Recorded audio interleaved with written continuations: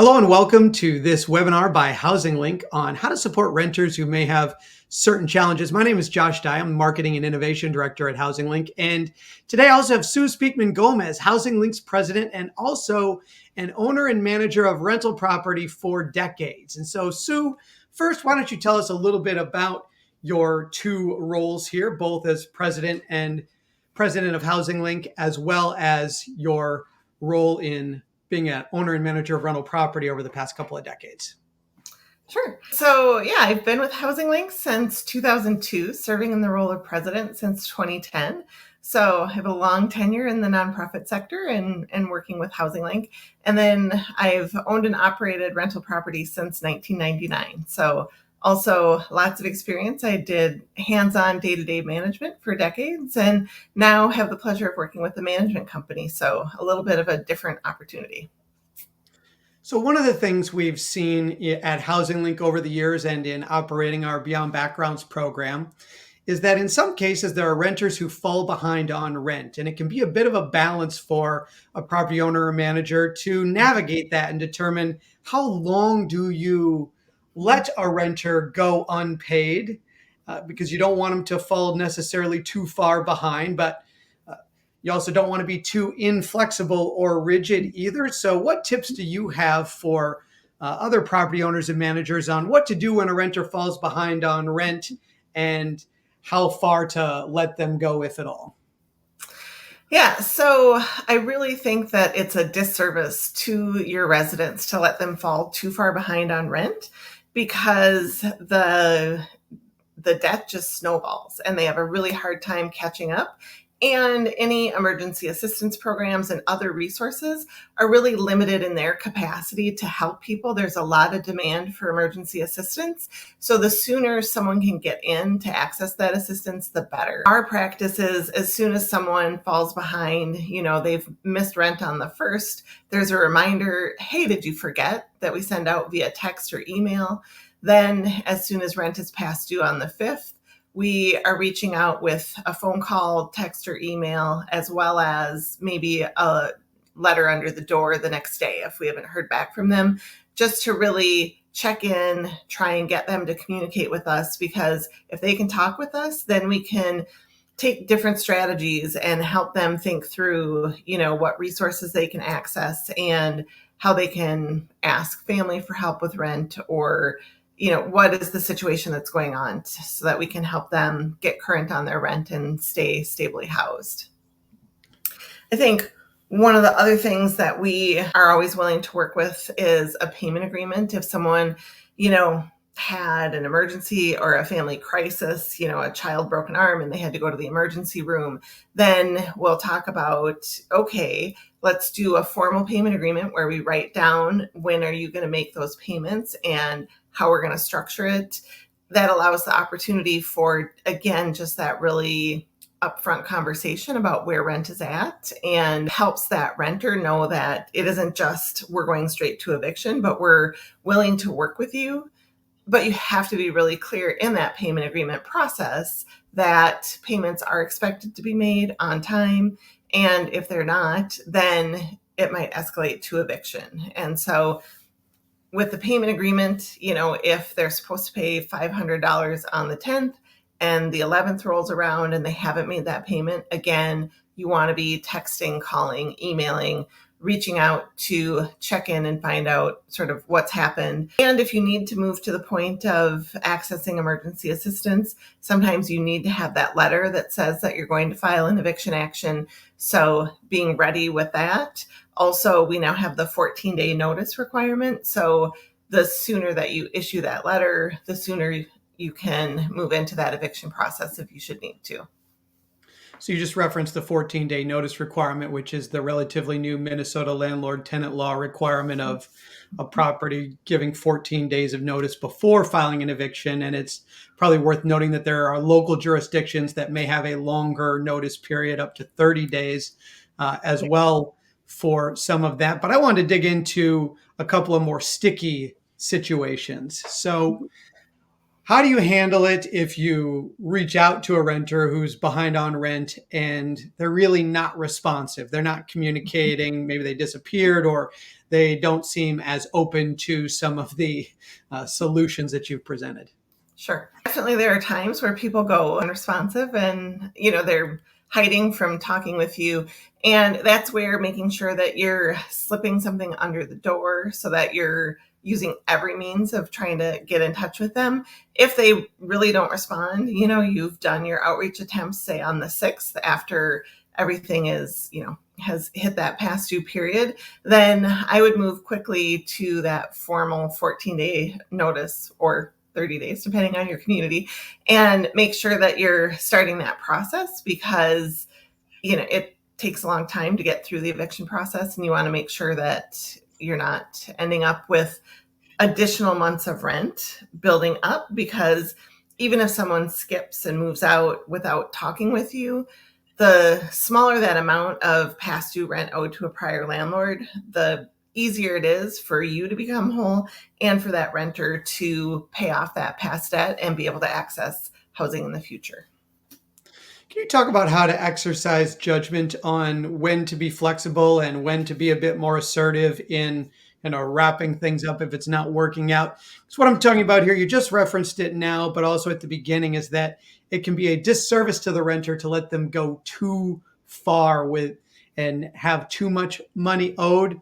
So how do you make a good judgment call on, all right, this person's engaging with us, they're being really friendly, but we're not quite seeing action, or it's not quite coming together. And there are some owners and managers who want to be really flexible. They have a heart. They don't want somebody to lose their housing. But how do you know when to sort of flip that switch in terms of, yeah, now we need to move on? Like, what are the things you're looking for when it comes to that? Yeah. So, I am sure I'm not the only person who has ended up with someone who owed several months of past due rent and I never collected on it, right? And had to move them out because I was far too friendly and let them go far too long. And so what I learned from that is it's really critical to be very clear. Clarity is kindness, being really clear around the expectations of that payment agreement. It can't be, oh, I'll have the money for you next month. It has to be in writing. What's that plan?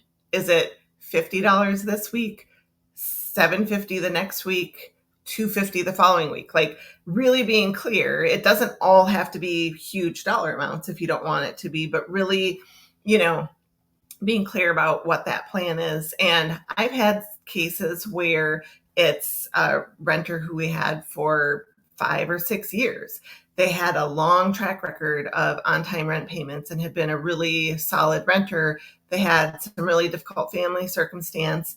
And I worked with them where they actually had 2 months to catch up and pay. So say they missed their January rent, they were completely whole by the end of March.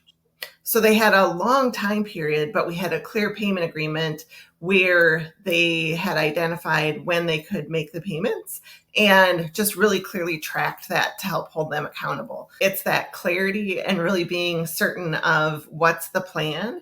And even if someone is, when you first have the conversation, if they don't know, that's okay. They can give them a day or two to come up with their plan, offer to sit down. I've sat down and helped someone, think through their budget and the different expenses that they were going to have because they came back to me with a payment agreement that didn't seem realistic. And I said, let's talk through this. I want to hear about how you're going to make this happen. And then we were able to come up with something that was more reasonable because, they thought they had to have it all paid in 2 weeks or something, which I knew based on their income that wasn't likely to be possible. Also, a lot of times when emergency assistance is running short on funds, if they see that the household can contribute $250 and so they need $1,000 from emergency assistance, that helps a lot with their application and saves them, from getting a no from that county assistance.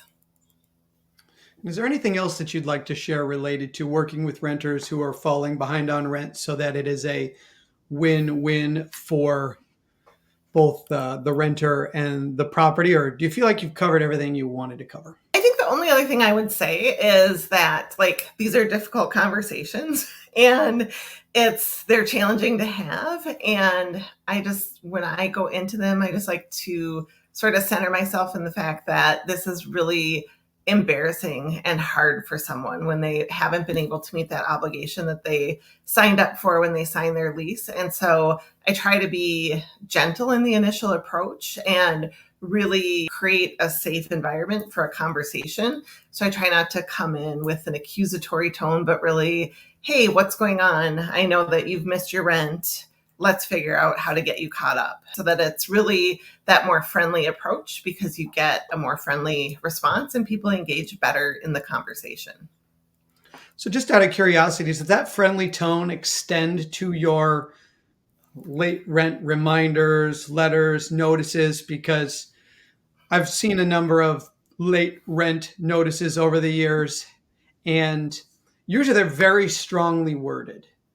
And when you talk Sure. about kind of creating that safe Mhm. environment, and of course, they're strongly worded because they're designed to spur people to action. If you don't do this, you could get evicted. Like, there's good reason for the strong wording, but you could also see where that would cause somebody to maybe shy away from, wow, this person's really mad. I don't even want to talk to them.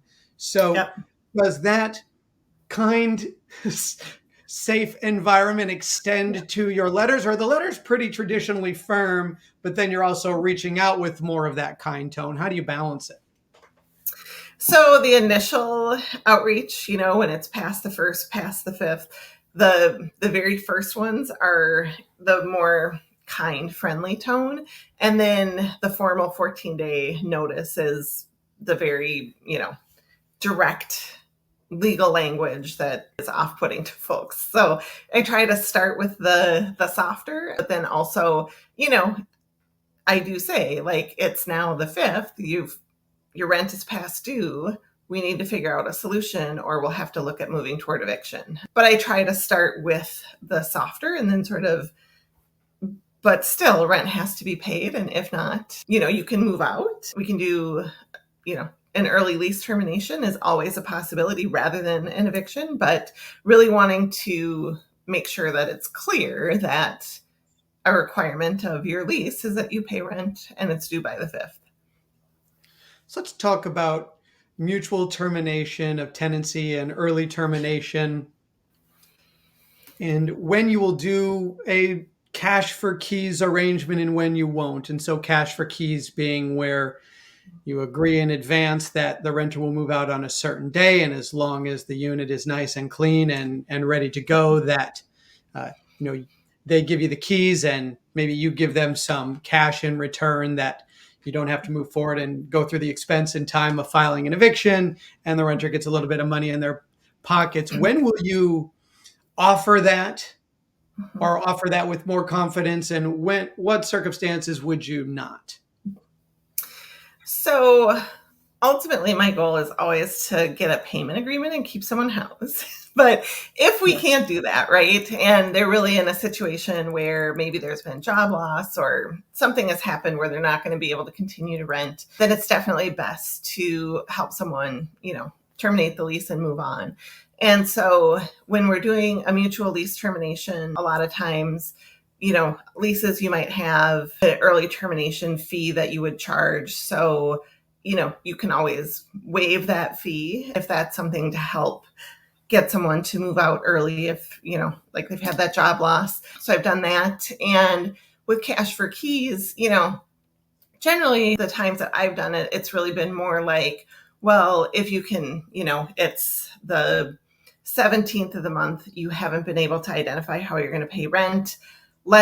If you can move out by, everything out by Monday, then we'll return your security deposit to you. Or there might be, we're going to have to withhold $500 of the security deposit because of the damage in the unit.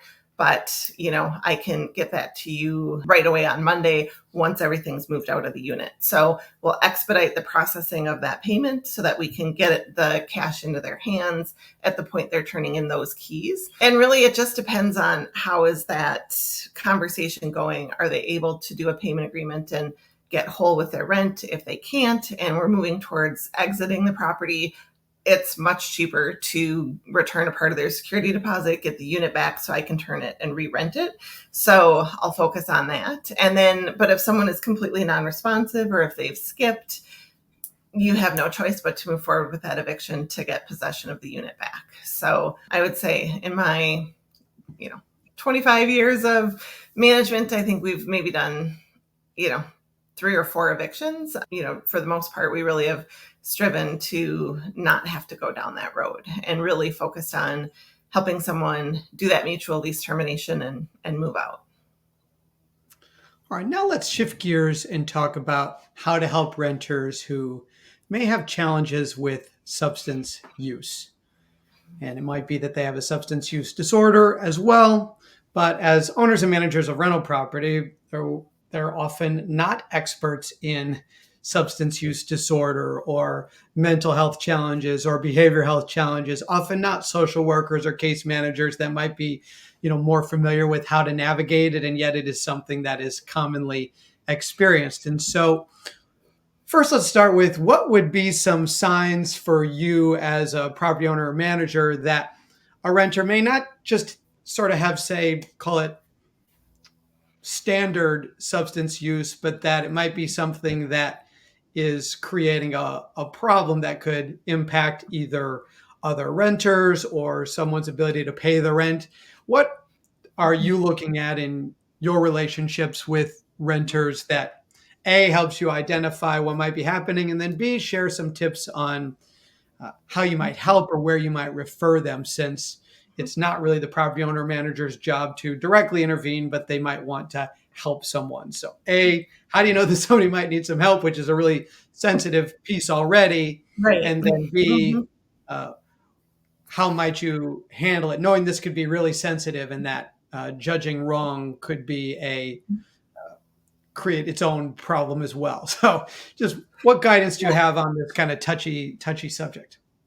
Yeah, so it's an incredibly touchy subject. And, I often think about it, it becomes an issue for us when it comes into the hallway. It's sort of how I think about it. Like, if someone has behaviors that result in them, coming out in the hallway and they're yelling really loud or throwing things down the hall, or, music is so loud, it's constantly disturbing the neighbors and coming into the hallway, if you will. That's the point at which, like, we're having a conversation about, like, hey, this happened. This is disturbing your neighbors. We can't have that because this is a community. Everyone deserves to have peaceful enjoyment of their home. And, if there's clear substance use happening that is the cause of it, if when I go into their unit to talk with them about, hey, last night there was this, complaint that we had about you throwing a soup can down the hallway at your significant other, and I see evidence of, a lot of beer bottles around, or maybe drug paraphernalia or something, right? Then I might say, are you experiencing, are you having challenges with substance use? Are you looking for some resources? And be happy to share them. But it's really a delicate situation, right? Because you don't want to assume something when someone hasn't sort of self-disclosed or said anything to you. Sometimes we've, in our newsletters and things that we have sent out to the residents, will include resources like, hey, did you know that the church down the road has a Alcoholics Anonymous meeting on the third Wednesday of the month or whatever, right? Sort of a community calendar that might include events like that is a great way to kind of connect people to resources. We have a community bulletin board where we would put up, flyers about different programming with mental health resources that might be available for free, information about, 988 suicide hotline, United Way 211, so you can call to access information about a variety of social service programming, or even like where to donate, belongings when you are cleaning out your apartment on or whatever. So really tried to find ways to put it sort of in community spaces more so than in one-on-one conversations, but also trying to be aware of resources so that if someone discloses to you in a conversation, hey, I'm really struggling, it's something that could be shared. Here's a pamphlet on AA or whatever it might be. Seems to me like there's really two safe approaches for a property owner or manager to provide support in these areas, where if they suspect that something might be going on, they can take the approach that you've talked about with emails that go out to all renters, things posted on bulletin boards, which are just like Yep. community resources and support. Mm-hmm. And having that be information that's available to all renters so people don't feel like they're being singled out. And oftentimes things that we suspect turn out to not be true as well. And so Right. we don't have to create unnecessary conflict. Or the other would be if the renter themselves has disclosed that they're struggling and wondering if you have any resources at that point, you could obviously respond as well. And can you just list again some of the resources that you have shared in your newsletters or have posted to bulletin boards specific to substance use? Sure. So definitely I have looked like Alcoholics Anonymous has a website, right? And so I've shared information about Alcoholics Anonymous. I've shared information about how you can contact United Way 211, which is 651-291-0211 to call in, or you can text in and get resources. And so I've shared that information. We've also shared information about, like, I happened to, in looking up the AA information, I saw that there was a building that was within a few miles of our property. And so I even had, like, this is, I had shared the information about the place closest to our property for folks. And then we also, I always think sharing the information about 988, the suicide prevention hotline, is always really helpful and important. So that would be something else that we shared on a regular basis. Yeah, There oh, yeah, also, go ahead. yeah, I think the other, there's other websites and resources that can help. MinnesotaHelp.info is another one. It's literally the word Minnesota, the word help.info, no spaces, where people can access a lot of social service and other information. So that's also another one that we would share. Because one of the things you mentioned at the beginning of this segment was on behavioral issues creating the need to intervene, but a property owner manager is not always going to know the root cause of those behavioral issues. Could be substance use, could be something else entirely, and people don't want to make assumptions around those things either. One of the things I'm wondering is, because there's a lot of substance use and an increasing amount of substance use that is legal, Yep. that in some cases used to be illegal. But what would you do as a owner manager if you notice with your own eyes or have actual evidence of illegal substance use in the unit or on the property? How do you Mhm. handle that? Well, I mean, that's a lease violation, right? It's very clearly in our lease that no illegal substances are to be used on the property. And so there is a lease violation letter that would go out to that household. And sometimes if it has been, um, if I'm issuing a lease violation, I also, on the backside of that letter or something, might have some of those local resources that are available. I also think that, oh my gosh, what's the name of it? There's peer networks Peer, of, peer recovery support, yes, peer peer recovery support support. specialist. Yes, that are available in Minnesota. And so that's also, like, it's not going and talking to a therapist. It's not going to, a Narcotics Anonymous meeting or an AA meeting. It's just talking to someone who is a peer who, they maybe have used those same substances in the past. And so that's also another resource that I would include, just to make someone available, aware that these resources are available. You can't require, well, I mean, I guess you could talk to an attorney about whether or not you can require anything of a resident. But I would be very clear that, like, when I was in your unit to meet with you on September 15th, I saw drug paraphernalia, use of illegal substances as a lease violation, reference the section in your lease that it's a violation, and just let them know that, that will impact their future tenancy with the property, or may impact their future tenancy with the property. And then, sort of 3 strikes, you move to eviction sort of process is generally how we've treated those sorts of situations. And again, same with like when noise and issues come into the hallway, there often is a lease violation there because you're disturbing the peaceful enjoyment of the property for everyone. And so you probably are getting either a warning or a lease violation. I think it depends on the severity of the incident, whether it's a warning or an actual lease violation. All right, let's shift gears, but only slightly, because you've referenced some of this up to this point related to renters that may have behavioral or mental health challenges. As we discussed before, we don't always know the root cause of someone's behavior, if it's just how they happen to be, or if there's something more significant underlying the issue. Why don't you focus more here on some of those additional resources that you might refer folks to who have behavioral or mental health challenges? Because to me, it seems similar that Yep. the steps that you would take for these are similar to what you referenced in substance use. Because ultimately, we're looking at what's the end level of behavior, and is it within the lease or is it not within the lease?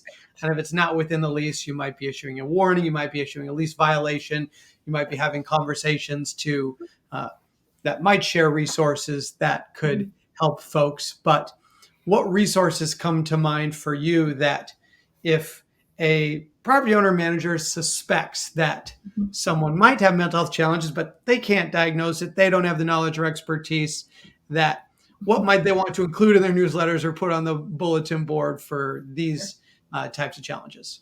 Yeah. So I think often there are access points through the county for mental health supports. And so I think sharing information about county resources is a really helpful thing to provide for renters in your community. I also think just becoming aware of sort of who are some of the mental health providers in your area. Does Touchstone Mental Health work where you are? Is Vail Communities available as a resource in your community? Is there a clinic or a resource in the nearby area that is available? You can identify those through like calling United Way 211 and asking, hey, if I wanted to connect someone to mental health resources in this area, what can you help provide me with? I also think that depending on the family type, right, and the age of the household, if it's been a senior who has started to show maybe signs of dementia or something, if we have an emergency contact, we sometimes have reached out to a family member just to say, like, hey, we've noticed that there's been a couple of incidents with Fred, you might want to be aware. Or you can contact social services. The county has specific departments that focus on certain households. And so, you can contact and they might be able to do some kind of a wellness check on a senior if you're really very concerned about it. Same with child protection services, right? That's always a resource. But I think, people hesitate to reach out to that just because it's pretty scary to get involved in that. But there can be, a lot of resources available in the community. You might even see like a clinic might be having a mental health awareness day that's open to the public. And I know that in our area, Alexandra House is a domestic violence program, and they do an annual walk for hope where it's a 1K for the kiddos and a 4 or 5K for the adults and stuff. And so some of those things where it's maybe even just awareness building, like, hey, this resource exists, it's a fun get out and exercise kind of opportunity, but not explicitly being like, hey, here's a service provider, but really sharing sort of here's who's in the community through the events that they might be hosting. And so I also think, like, if you do a Night to Unite event in August, that's a great opportunity to get flyers and resources from community organizations and just put them out on a table. Again, that's where if you have a bulletin board, thinking of who is in the community. Sometimes organizations will reach out to you that they provide case management services and other resources. And so you could say, hey, can you send me a couple of brochures and stick them out in a community room? So not only when they're reaching out to you to see, like, hey, will you rent to my client, turn the tables and ask for them to share resources for you to put out in the community spaces for your residents. Alexandra House is in Anoka County, Minnesota. Mm-hmm. And the last question I have for you related to this is, what would you put into a Google search, for example, to identify some of these resources? Because you've referenced a handful of things, but let's say somebody just starting from zero. Would you put in like mental health services, Anoka County, mental health services, whatever county they're in? How would you approach identifying that, whether you are, like, we serve the state of Minnesota, but how would you approach that in general? Yeah, so I mean, definitely you can go to Google. I also think starting with like United Way 211 or that minnesotahelp.info website, that helps you. You can select the county or the city that you're in and the types of resources that you're looking for. So are you looking for, mental health resources? Are you looking for domestic violence? Are you looking for after school programs? Like, there's a whole variety of things that you can narrow down to and identify organizations.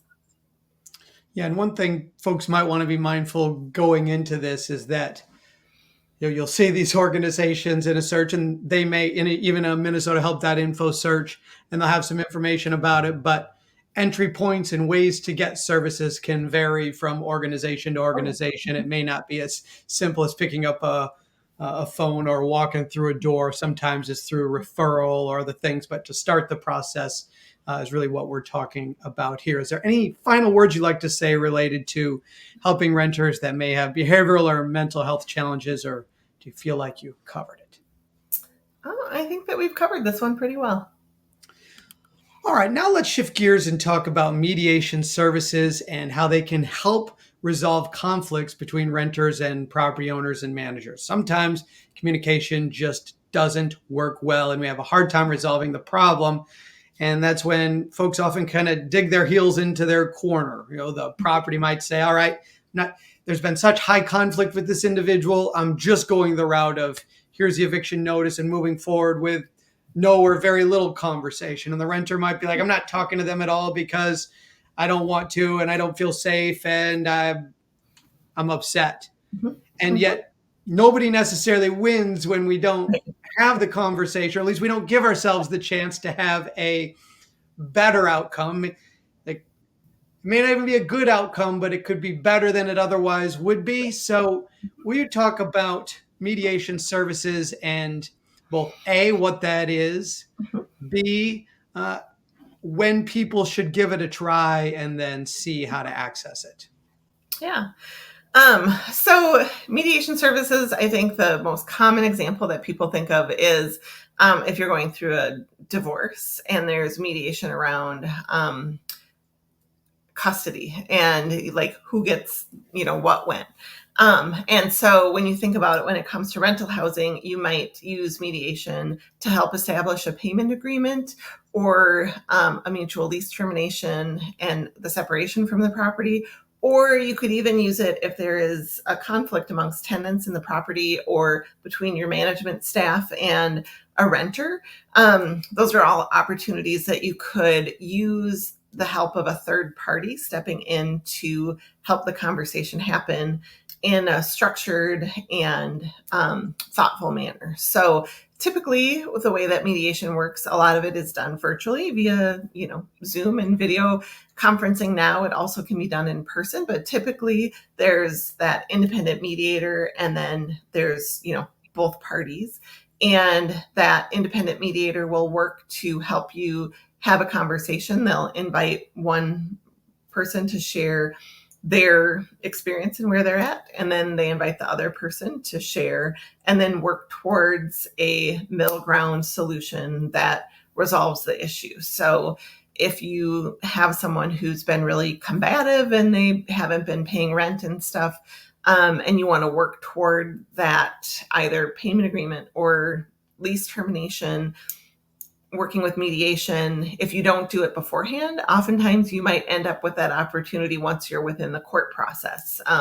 A lot of the courts now have partnerships with mediation programs where the renter is offered the opportunity to request mediation before going before the court. And so you could end up with it either way, but you can sort of voluntarily access it beforehand if you're so interested.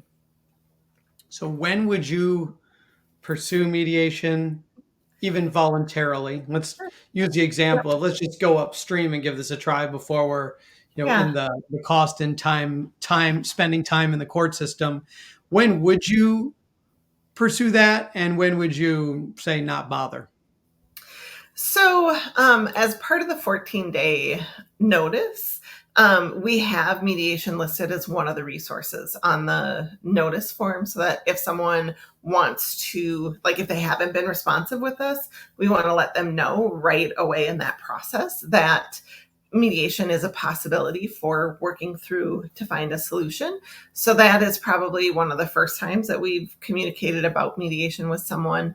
And generally, even there has been a time where someone has fallen behind on rent, and they said, like, I'm not comfortable talking with you about this. And so then I said, would you be comfortable working with mediation? There's a program here in Anoka County, and then connected the dots. And actually through that mediation conversation, that organization was able to help that person access emergency assistance and get current on their rent. So the mediation programs have changed some of how they work with housing mediations in the last 5 to 10 years, where now they sometimes will have access or sort of access point to those emergency assistance resources or other community funds that they've created to help with getting someone current on rent. I'm going to ask a more blunt question. Sure. That'll come across as harsh, but I'm trying to put myself in the mind of some property owners and managers that, like, what's my incentive for doing this? Like, I don't have to do it.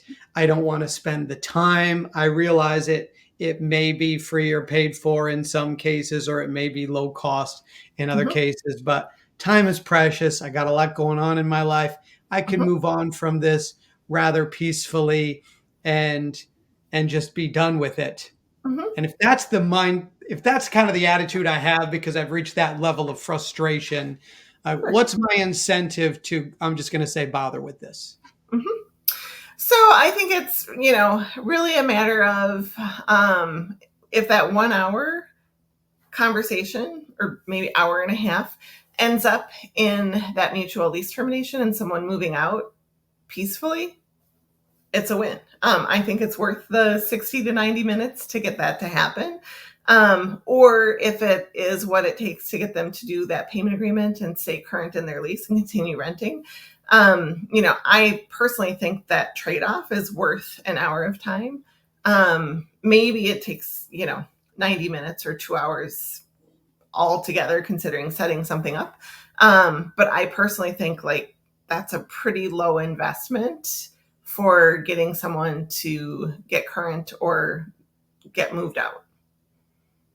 That eviction is going to cost me $1,500 if I have to go through the courts at minimum, right? Or wherever you are, even if you can self-represent, you have all of the court filing fees and everything, the time that you spend going to the courthouse, all of that. So for me, I just look at the trade-off, and if I can get it done without having to access the court system, it's quicker and easier.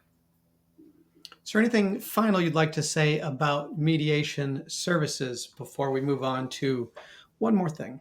Yeah, so I think the Community Mediation Minnesota is the umbrella organization for the state of Minnesota. So you can go to their website and then access the programs throughout the state to see who you have access to in your community. There also are private mediators, but I would certainly start with those community mediation programs because they're often free or like a sliding fee scale that's a very low cost. So they're a great resource, and definitely encourage people to get familiar with them and to give them a try. Actually, there's one more thing I want to ask Yeah. about mediation services. Like, how neutral are they really? Because there's, I think, at least perspective could be reality. Sometimes perception is reality, as the old Yeah. saying goes, that a lot of resources tend to be more renter friendly than they Right. are property owner manager friendly. People, Mhm. some folks have that experience or Sure. see that. Mediation services, in your experience, how Yep. neutral do they keep it when sort of approaching these conflicts? So the mediators are typically volunteers, but they've gone through training to become mediators and to operate in these conversations. And they really have a structured format that they use, and it's very balanced. I would say their whole goal is to help each person be heard and to come to a resolution. When it comes to a housing mediation, there often is a form that they're sort of working toward filling out that is, Josh, you are past due with $2,000 of rent. Do you agree with that? And then Sue, this is your renter. Their lease goes through XYZ. Do you agree with that? And it sort of goes back and forth in that fashion. So it's very structured, the conversation. And I'm sure maybe there's some personal bias in some cases, but in my experience, I found the mediator to really be following the format, and that there isn't an influence one way or the other on the outcome of the process. And really at the end of the process, both parties have agreed to the resolution or have agreed that there isn't one. And then you move forward with that formal eviction if need be. Yeah, you're not forced into an agreement. You are seeing if one is possible, and mediation can be a nice thing that if all else fails and you don't want to go the legal route, mediation can be something that helps you see if a solution can be had. Is that an accurate understanding? Absolutely. Yep. Okay, Sue, one final thing that I would actually like to cover. Mm-hmm.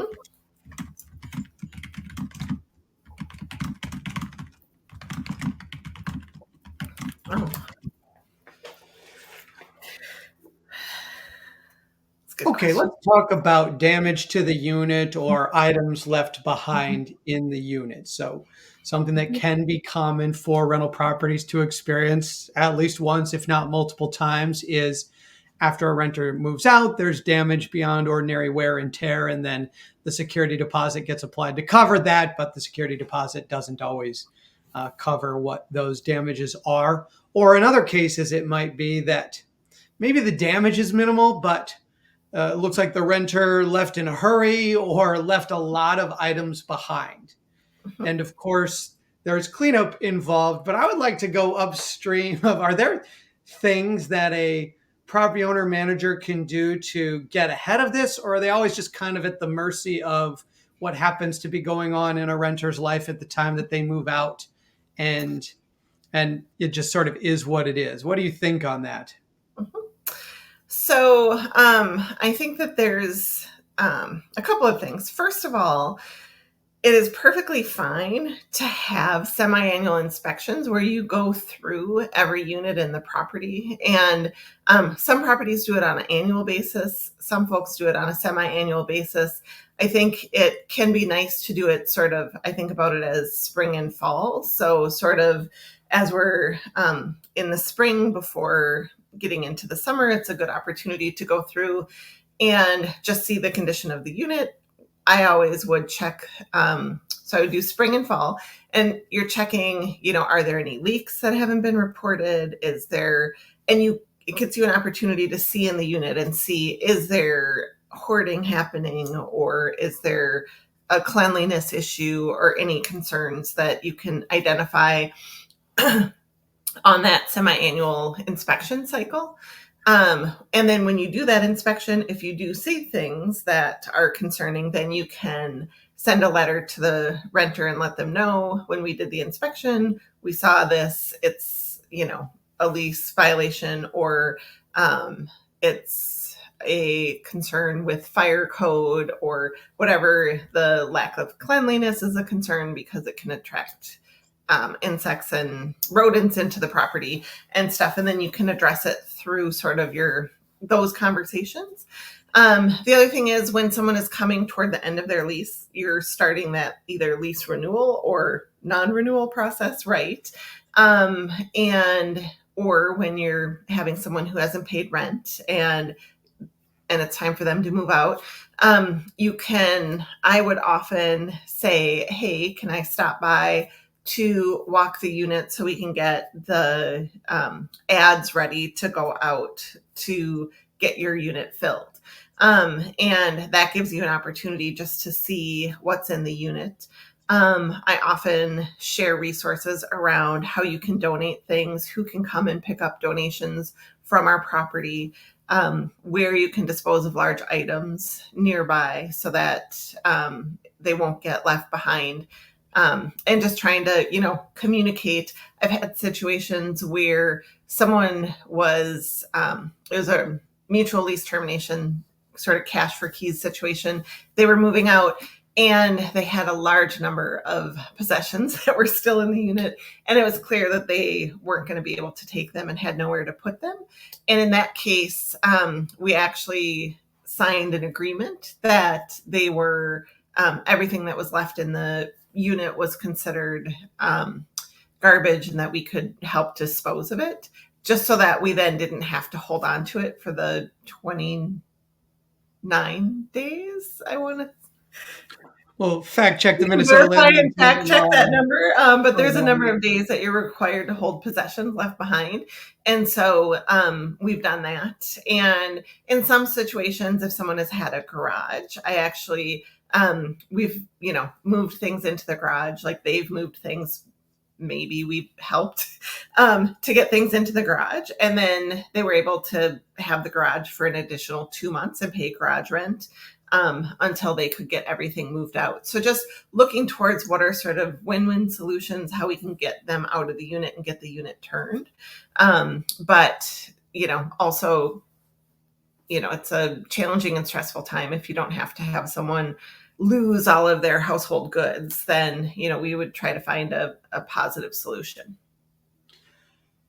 How far before the end of the lease are you starting this process of, hey, I'm going to stop by, take a look. We're just getting ready to prepare it to, list to fill once you move out. When is that process starting? So I think, you're doing your 90-day renewal letter, right? So you're looking ahead and you're offering the opportunity to re-sign the lease or not. In those situations, if you're not going to renew, probably somewhere about 2 months before, I might say, hey, we'd love to stop in and just check the condition of the plumbing and whatever, so that we can make sure that there's no leaky faucets. And then also that gives that opportunity to get eyes on the unit. If it's the sort of thing where we're doing a mutual lease termination and we're on a faster timeline, I think as soon as we're in those conversations about what day can you move out, that's when I ask, say like, hey, we'd like to come in. Today is, say, Tuesday. We'd like to come in on Thursday to check everything in the unit so that we can keep this process moving ahead. And usually, 24 hours is that standard, right, for proper notice. In a case like this, if I can give a couple of extra days to someone, I try to do that, just knowing it's a stressful time, and a little bit of leniency can help make it go easier. So you referenced sharing some places where items can be donated. So Goodwill comes to mind, but Sure. other properties might have other facilities or locations nearby. Are you aware of, other than Goodwill, what are some places that'll accept kind of donation? Let's start with smaller general household goods, clothes, Sure. those types of smaller items. Yep. So there's the Goodwill, there's the Salvation Army. There's, places like Rachel's Closet or other, ARC sometimes has areas where you can donate. There might be, a local organization in your area that collects household goods, baking sheets, plates, glasses, that sort of thing. The Humane Society and pet organizations will sometimes take old bedding and towels and things. And then I also think about, you might have the Lupus Foundation will come around with trucks and pick up belongings sometimes. Disabled veterans. Disabled American Veterans, I think, Yes. DAV, right? Yeah. Yep, will come around and pick things up. Sometimes the larger, furniture and things, people won't be able to come and pick that up. We've been able sometimes to help our renters connect with our garbage service so that they could put items out and know how much it was going to cost for those items to be removed. It's kind of nice to have them to get a price sheet directly from your garbage hauler that you can share with residents. If you do leave this behind or outside at the dumpster, this is what it will cost you, so that someone knows what might be coming out of their security deposit if it's left behind. And you had referenced some organizations that might take larger items, say a couch or chair or maybe mattress or other things. I'm just just listing randomly Yeah. large household items, but who does take some, let's call it large items, without being specific about what necessarily? Yep. Bridging is an organization who will sometimes do that. I think sometimes the DAV and Lupus Foundation have taken furniture. Goodwill and Salvation Army will accept certain types of furniture. And then the Habitat Restore locations will also accept furniture items. And it sounds like so much of the common thread, it sounds like the common thread that has really gone through this talk today is about, as an owner manager, being really proactive with ongoing communication with renters. That when we notice that rent's behind, that there is a process for sending a letter, reaching out, getting in touch, setting up a payment plan, or if there are substance use or behavioral challenges, that there's ongoing communication with renters that are sharing community resources, sharing organizations nearby that helps, where you don't necessarily have to have an awkward conversation if you're putting resources in front of folks, and even being proactive with mediation services to resolve conflicts before you may have to do it in a legal context or have to go into the inconvenience and expense of a legal process. And now when we're looking at the move out process,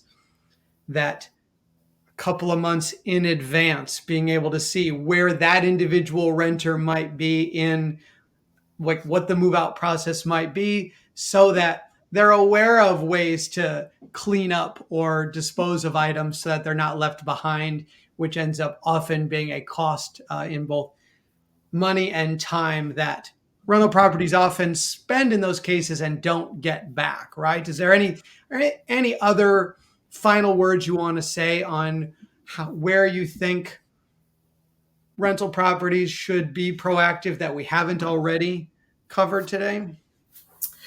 So I think my only other tip would be, don't write everything new in every conversation. Use like little scripts or little, like I have On my phone, I have, say, a Google Doc or a note where I have that message, like that I'm going to text to someone. I might use an email template, right? So that every time, every household, it's the same language essentially, right? I'm just copying and pasting it, sending out that message. So I don't have to do the work of coming up with what is that right message every time. It's just, oh, it's the second of the month. I didn't see rent from unit 101. Bing, there goes the text. Boom, there goes the email. And I don't have to reinvent the wheel every time. I also think that allows you in creating your notices and building your contacts. Like you just put it in that notice and then you kind of forget that it's even there. And it's just available at your fingertips when you need it. And you're also consistently communicating across the property with all the residents. So I really strongly encourage, and even having like standard talking points that you use if someone calls and has an issue that you haven't thought about before, you can always say, thank you for letting me know. I'll get back to you with a response on that. And if someone, shares that payment agreement, don't sign it right then and there that second. Take the opportunity to read it and, say, hey, I'm going to take this and read it. I'll get back to you later this afternoon. So just really be aware that of those communication things and have them kind of in your back pocket. Know who those organizations are so that if you want to share who the mediation resource is, it's already saved as a contact on your phone, so you can just forward that contact. Little things like that make it a lot easier, and that you don't have to, in the heat of the moment, do all of that work. Yeah, so leveraging templates for letters and communications, that when an issue pops up, you can grab the template and send it, or copy and paste it. And whether that's in the Notes app on your phone, in a Word doc on a computer, or anything else, having those things readily available. Well, Sue, thanks so much for sharing these tips today. I think it was really practical and useful. Thanks. I think that was great.